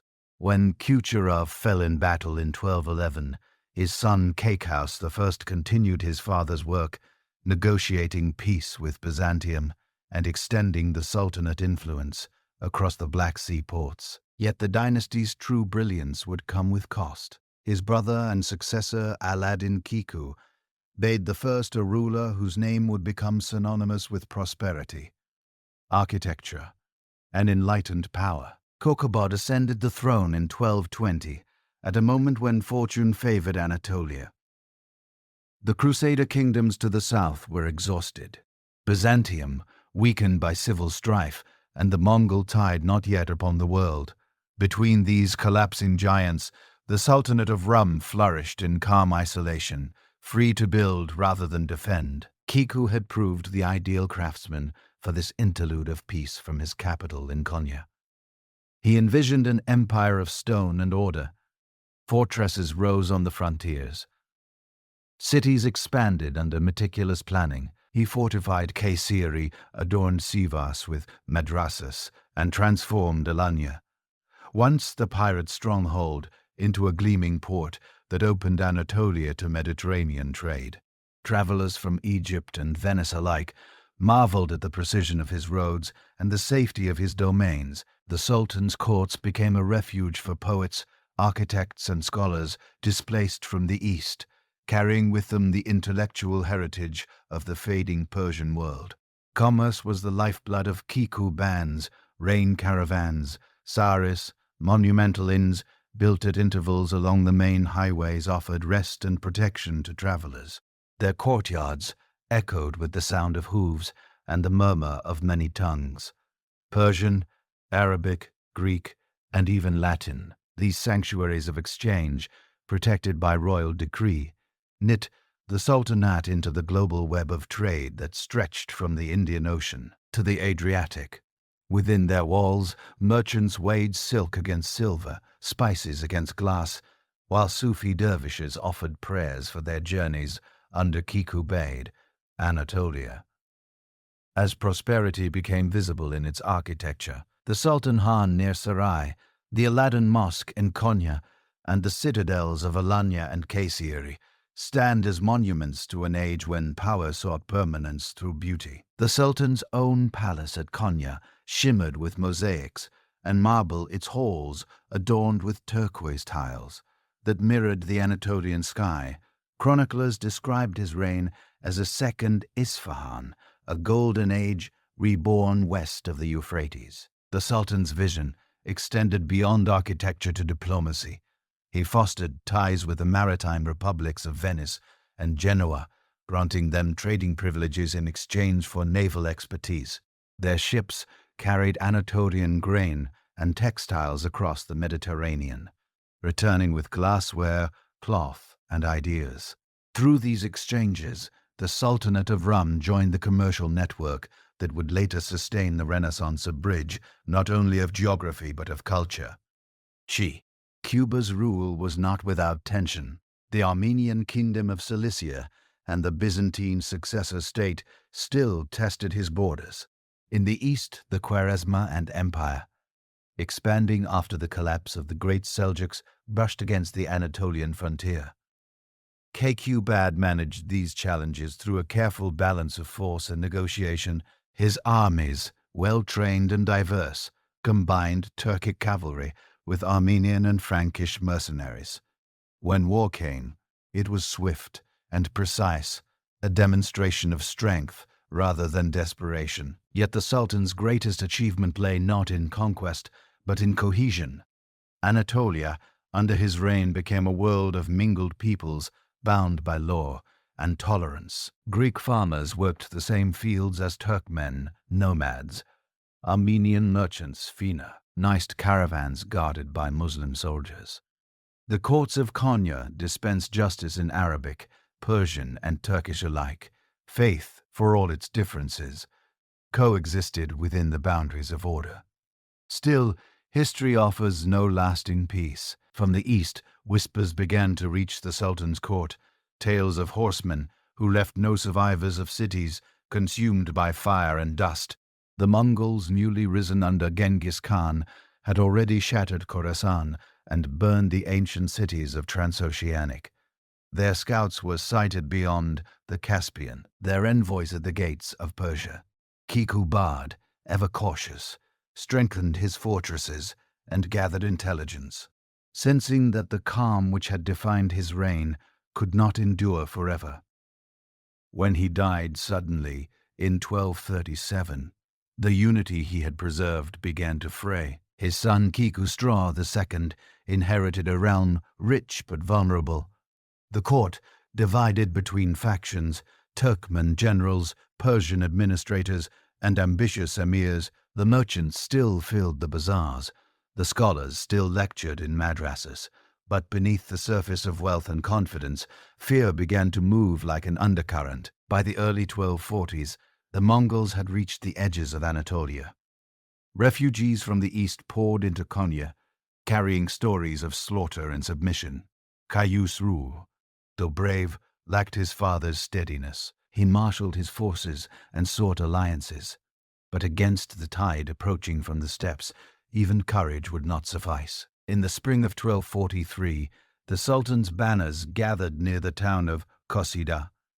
There, in the mountain passes of eastern Anatolia, the age of Seljuk prosperity would meet its reckoning. For nearly 2 centuries.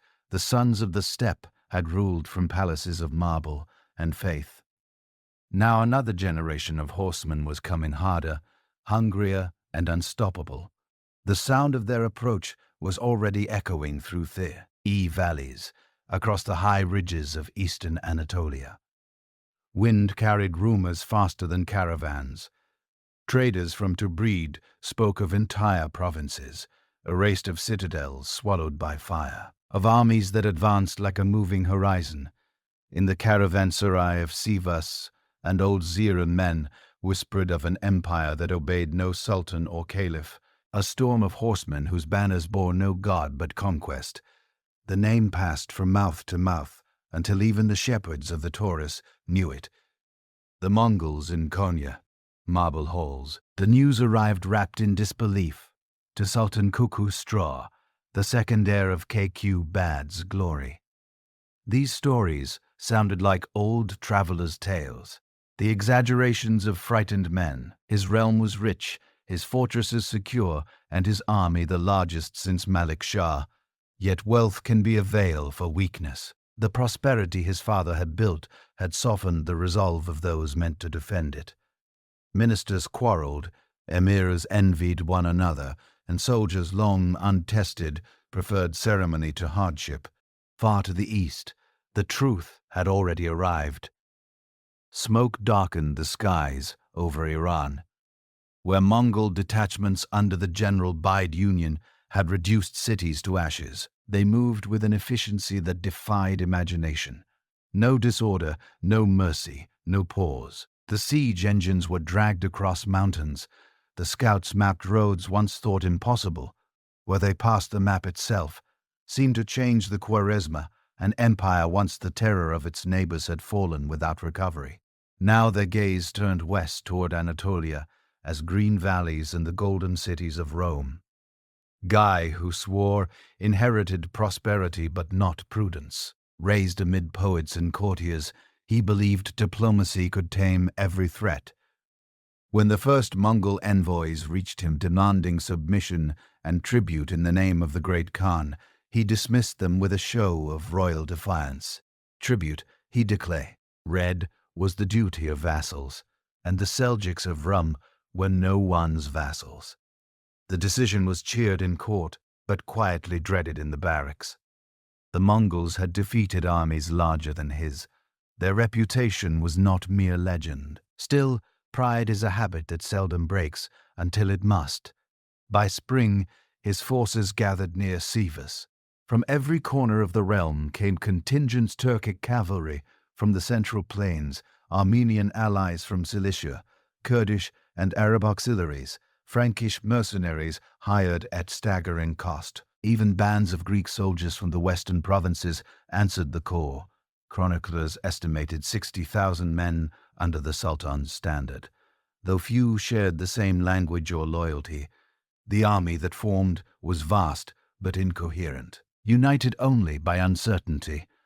Meanwhile, by Jews, troops smaller, leaner, better disciplined, advanced from the east, following the mountain passes, like a tide through stone dust, rose before dawn. When the two forces met near the slopes of Kosida, a wilderness of ravines and open plains between Sivas and, as Lincoln, the Mongols arrived in silence, their lines precise as script. Kekutoro positioned his men across the valley, his banners glittering in the morning sun behind him. His generals argued over tactics. Some urged caution, others an immediate assault. The Sultan, eager to prove strength, chose attack. His cavalry charged down the slope, thunderous and bright, their lances gleaming like the dawn. The first clash seemed to favor the Seljuks. Mongol units fell back in apparent disorder, and the Sultan's right wing pressed forward with cries of triumph. But the retreat was an illusion, a deliberate unraveling meant to draw the enemy in. As the pursuit scattered, the Seljuk formation by Jews, Hidden squadrons wheeled around the flanks. Arrows fell like rain, cutting through armor and horse alike. The valley filled with smoke and screams. Confusion spread faster than command. Takes Rose center held for an hour, then broke. His mercenaries fled first, then the Turkmen cavalry, who saw their leaders fall. The Sultan tried to rally them, but his voice was drowned by the chaos. When the sun reached its height, the field was already lost. The Mongols advanced methodically, slaughtering where they met resistance and sparing only those who surrendered. By evening, the Seljuk army had ceased to exist.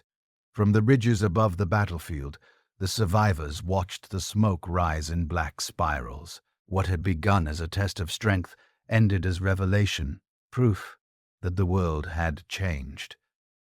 No fortress, however thick its walls, could stop this new force. The Mongols moved through the ruins as calmly as farmers harvesting fields. The banners bore no boast, their officers no visible emotion. War to them was not glory, but labor. KQ Straw fled westward with a handful of guards, abandoning his treasury and camp. In Sivas, the people barred their gates, hoping to bargain for mercy. It was a wise choice. Baiju demanded tribute, not slaughter. Cities that submitted were spared, the governors confirmed under Mongol supervision. Those that resisted were leveled. Kayseri, defiant and proud, burned for 3 days before its walls were pulled down stone by stone. Within months, the Sultanate of Rum ceased to exist as an independent power. When Baiju entered Konya, he found no army waiting. The Sultan had retreated farther west, his pride reduced to negotiation. Envoys carried his plea to the Mongol camp: acceptance of vassalage, payment of tribute and acknowledgement of Mongol supremacy. Baiju agreed. The terms were simple and absolute: annual payments of gold, horses and slaves, the right of Mongol envoys to reside at court, and unconditional military support. When summoned, the once sovereign Seljuks became lions of the Illuminator. Before the night even existed under Mongol oversight, Anatolia entered a strange twilight. Cities reopened their markets. Trade resumed along guarded roads. The conquerors did not wish to destroy wealth. They could tax their governors, pragmatic and detached, ruled through local intermediaries. Persian administrators served beside Mongol officials, and the courts of Konya echoed with a new language of obedience. The Sultan retained his title, but not his freedom. His decrees required Mongol approval, his crown, Mongol consent. In the countryside, however, the spirit of resistance flickered. Sufi mystics and poets began to speak of patience as a victory of endurance, as defiance. They urged faith in the face of humiliation, transforming political submission into moral resilience. In their gatherings, the sorrow of conquest became the seed of a new identity, one that would outlast the empire that had fallen. The lodges of dervishes grew in number, offering solace where law could not. Their teachings whispered that ruin, too, was a form of renewal. By the decade's end, Anatolia had adapted to its conquerors. The Mongols collected tribute with ruthless regularity, but they also ensured the roads were safe, the caravans unmolested. Tunya's scholars continued to write its artisans, to build yet the grandeur of concubines. Age was gone, replaced by the stillness of survival. The Sultan's court lived in imitation of the past, rituals preserved without conviction, poetry composed in praise of power that no longer existed. When Kiku Straw died in 1246, he left a kingdom outwardly intact, but hollow within. His sons were too young to rule, his admirers too divided to unite. The Mongol yoke, though light at first, tightened as the decades passed. Each generation paid its tribute and called it peace. From the vantage of history, the Battle of Kosida stands not only as a defeat, but as a transformation. It marked the moment when the Seljuks ceased to be masters of their fate and became instruments in the shaping of a new world. Under Mongol rule, Anatolia remained a land of trade and learning, but the direction of its destiny had shifted forever in the long perspective of centuries. That defeat preserved what victory might have destroyed. The Mongols brought devastation, yet their order kept Anatolia from disintegration through them. The region absorbed influences from China, Persia, and the steppe, blending them into a single Anatolian fabric. The Seljuk legacy endured muted but unbroken, awaiting the next power that would inherit both its ruins and its dream. As dusk settled over the silent battlefield of Kosada, carrion birds wheeled above the remnants of armor and banners half buried in dust. The empire of the steppe had met the empire of the world and found itself measured, conquered, and changed in that collision of winds east meeting west. The last light of the Seljuks faded into the twilight of empire, giving way to an age not of kings, but of survivors. In the years following Kosa, the scribes of Konya continued to copy decrees whose authority ended at the city gate. Each morning they dipped their pens in ink and wrote in the name of a sultan who ruled less with command than with ceremony. The seals were impressed, the scrolls dispatched, and couriers rode into provinces that now obeyed other masters from the outside. The Sultanate of Rum still resembled an empire. Its mosques filled on Fridays, its markets thrived, its palaces glittered, but its pulse had slowed to a rhythm, set in distant Tabriz, where Mongol officials dictated its fate. The young sultans who inherited Crossroads' throne wore crowns too heavy for their years. Regents governed in their names, balancing between Mongol generals, Persian administrate, Ors and fractious emirs. Loyalty had become a transaction measured in taxes, delivered, and tribute paid. Every spring caravans loaded with silver, silk, and horses departed for the ill-fated capital. Their safe passage guaranteed peace, and peace, though humiliating, was preferable to annihilation. Konya learned the art of endurance, a statecraft of patience, formality, and silence. Inside the palace, the rituals of kingship persisted. Poets recited verses of conquests to princes who had never seen a battlefield. Musicians performed in the shadow of courtiers who bowed lower than necessity demanded.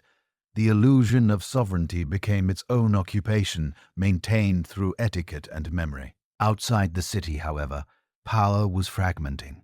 Mongol assessors measured land, counted herds, and issued edicts in a script no Turkic soldier could read. Governors who submitted were confirmed in office. Those who resisted were replaced. Authority flowed eastward like tribute, leaving behind empty titles and gilded chambers. In the countryside, abandonment took quieter forms. Fields once managed by royal inspectors passed into private hands. Turkmen clans roamed the plains, grazing herds where armies had once drilled. Bandits and saints both found followers among the dispossessed.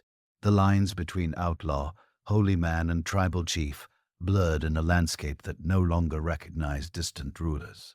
The state's backbone, its bureaucracy and army, survived only where local initiative kept them alive. Amid this slow disintegration, new centers of power emerged in the fertile valleys of Karaman. A Turkic family gathered nomadic clans beneath its banner and began to act in the Sultan's name without waiting for permission.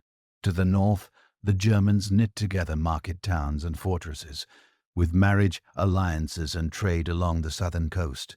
Mentation and aid in established marii, principalities equipping small fleets that preyed on Christian and Muslim shipping alike.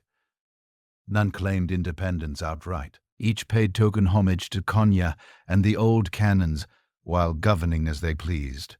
Urban life adapted to this new order with remarkable agility.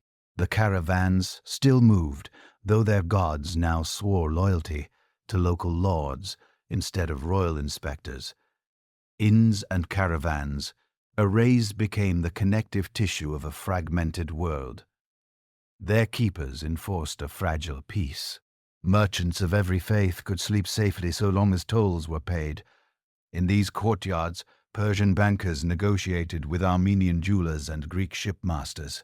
Trade, not loyalty, held Anatolia together. Cultural life, too, shifted away from courts toward communities. The great scholars of Cupboard's time were gone, but their students spread their learning into smaller towns. Dervish lodges multiplied across the interior, humble buildings of clay and timber that replaced palaces as centers of meaning. Their wandering mystics preached endurance and humility in the face of loss. Among them, a few poets began to speak in the Turkish tongue rather than the polished Persian of the elite. Language itself was changing, finding new rhythms for a humbler age. Konya remained the nominal heart of the Sultanate, but its grandeur now felt like the echo of another century. Sultans came and went, some barely crowned before dying, others ruling in name. While visitors and Mongol envoys managed reality, taxes increased, confidence waned, and each crisis produced a smaller solution. Yet the city refused to decay entirely. Its craftsmen continued to tile domes and carved marble portals. Its scholars copied manuscript in fine script. Civilization did not vanish, it simply lowered its voice. The ill-canid overlords preferred stability to innovation. As long as the tribute caravans arrived, they interfered little in domestic matters. Their officials demanded accounts and reports, but rarely imposed new laws. Over time, the Mongol administration itself began to rely on local intermediaries, Turkish notables who understood the land and its people. In this way, foreign dominion paradoxically prepared the ground for local autonomy. Authority filtered downward until it rested in the hands of provincial governors and frontier chieftains, who no longer remembered asking permission. By the late 1200s, Anatolia had transformed into a mosaic of bellicose small principalities that rose and fell with the fortunes of their founders. Each minted its own coinage, maintained its own army, and governed its own corner of the old Seljuk realm. Some were little more than fortified towns surrounded by farmland. Others commanded entire provinces. The beys fought one another as often as they fought outsiders, but their rivalries also spurred growth. Competition built cities, fortified ports, and funded mosques that rivaled those of the old empire. Among these rising powers, one remained almost invisible. In the wooded valleys, near the Sakarya River, a modest chieftain named Osman, son of Tughril, commanded a few hundred warriors. His territory was a frontier buffer between Byzantium and the declining balance of the West, a marginal land of raids and truces. What set Osman apart was not strength, but restraint. He fought carefully, settled disputes fairly, and rewarded loyalty with generosity. While greater houses exhausted themselves in endless quarrels, his small principality learned the art of patience. By the closing years of the century, Mongol authority in Anatolia had begun to fade. The night stretched across 3 continents, struggled with its own civil wars and religious divisions. Tribute became irregular. The envoys arrived less frequently without a strong hand above Tate. The bailiffs turned fully autonomous. The title of Sultan of Rome survived in the prayers of Kenya's mosques, but its holder possessed little more than ceremony. Even in decline, the Seljuk heritage endured. The caravanserai still lined the trade routes, their arches bearing inscriptions commissioned in stronger times. The madrasas continued to teach the lore of Malik Shah's era. The architecture, administration, and ideals forged by the Seljuks had become the grammar of Anatolian civilization. Every new ruler, however humble, spoke that language. When night fell over the plateau, lights gleamed from dozens of small chords, each a fragment of the old order, each imagining itself the center of renewal. Traders and mystics moved among them, carrying stories of unity lost and perhaps to be regained.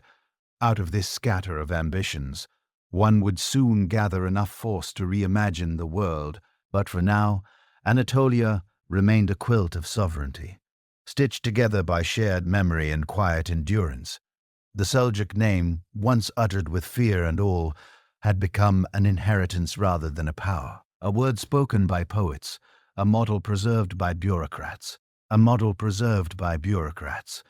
a shadow cast by vanished greatness. Yet in that shadow the foundations of a new empire were already forming. In the first years of the 14th century, the Seljuk sultans of Rum still held their court in Konya, but the throne had become a prop rather than a seat of power. Courtiers repeated ceremonies they no longer believed in, and scribes continued to write decrees for provinces that no longer obeyed.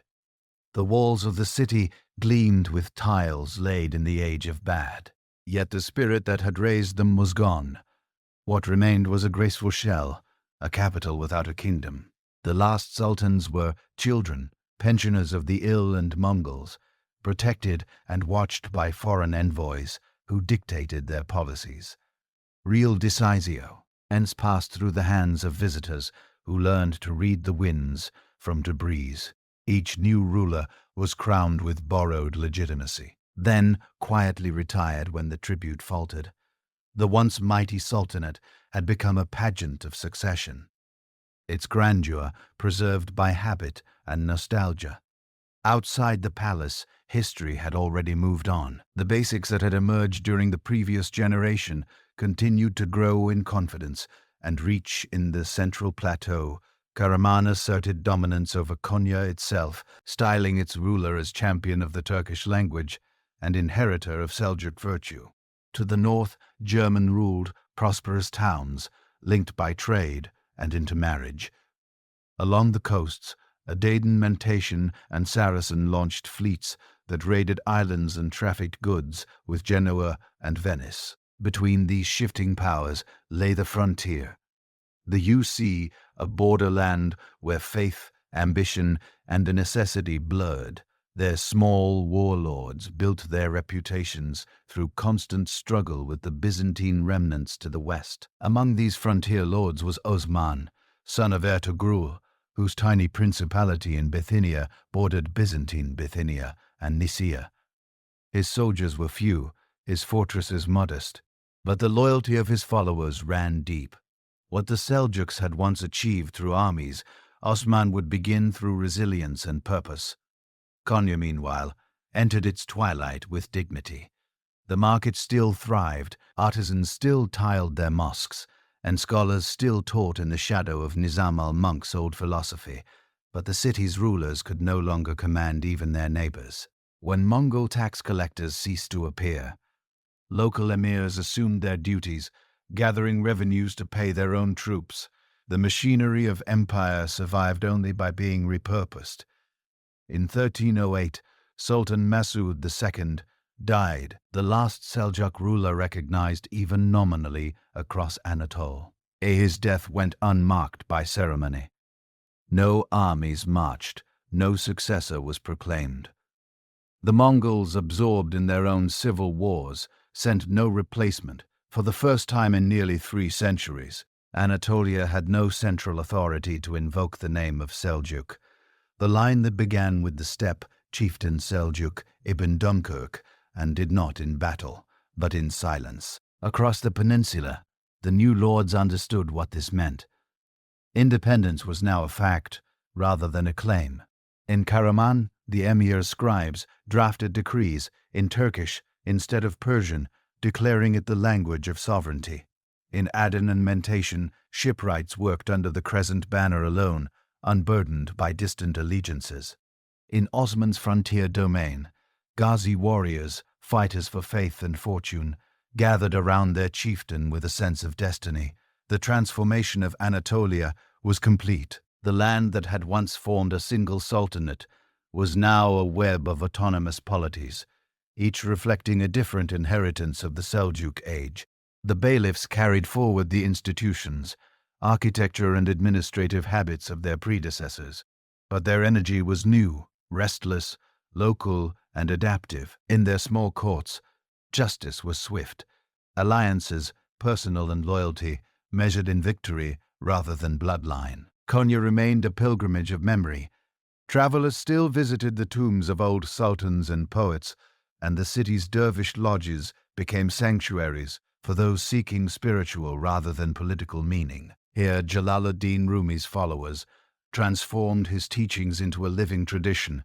The whirling of the dervishes, graceful and measured, seemed to echo the vanished rhythm of empire, turning yet never-ending through them.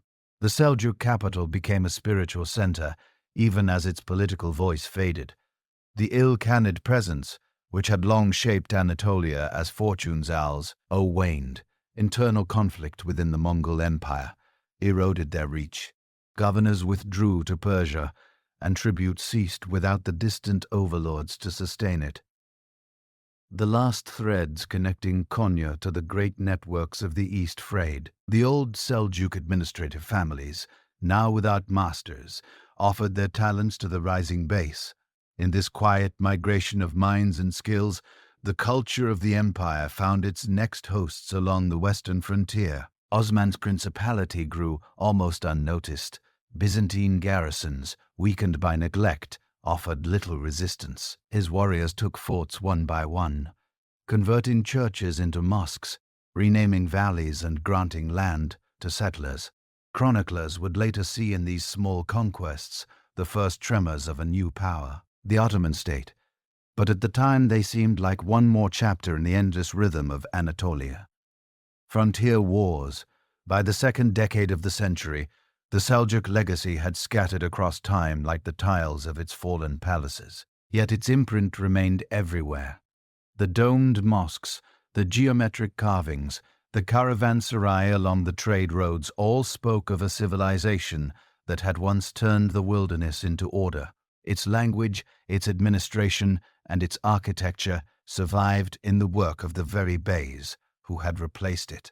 The Seljuks had vanished, but their idea of rule disciplined, cultured, and devout endured from the vantage of later generations. The end of the Seljuk line was not extinction, but transference. Power shifted west, finding new vessels in smaller, hungrier states. The Ottomans would claim descent from the Seljuks of Rome. The bureaucrats of Karaman would draft edicts in imitation of his farmhands. Chancery, even the poets of German, would rhyme their verses to the cadences of Persian masters once patronized by Malik Shah. In this way, the Seljuk world continued not as empire but as inheritance. When twilight fell over Konar's plain, the wind carried the scent of wheat and dust through the open arches of its ruined palaces. The banners had been lowered, the titles forgotten, but the rhythm of civilization they had set in motion endured out of the wreckage of their dominion.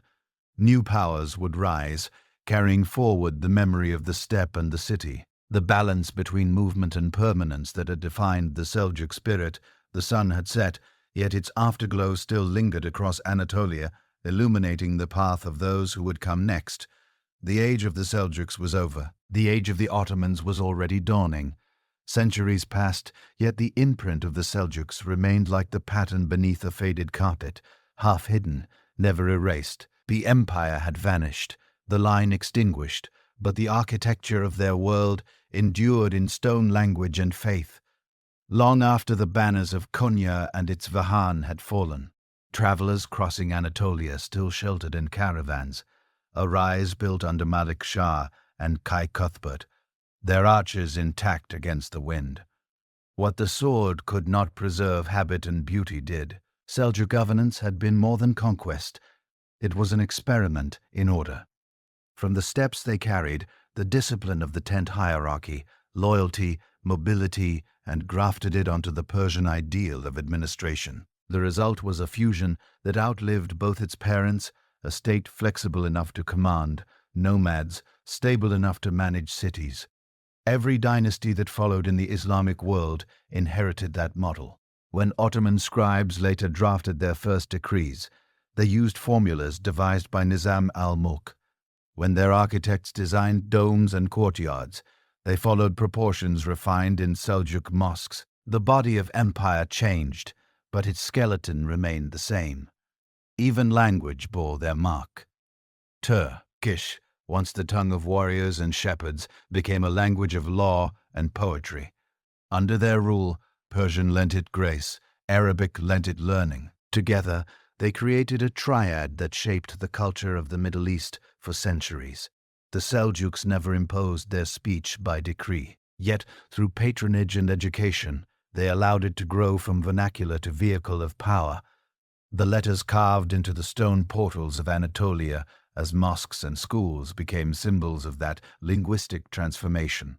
Austere, balanced, enduring faith. Two acquired new dimensions under their protection. The Seljuk age restored Sunni Islam to political preeminence after centuries of division. Their patronage of the Nizami schools anchored religious education in law and philosophy.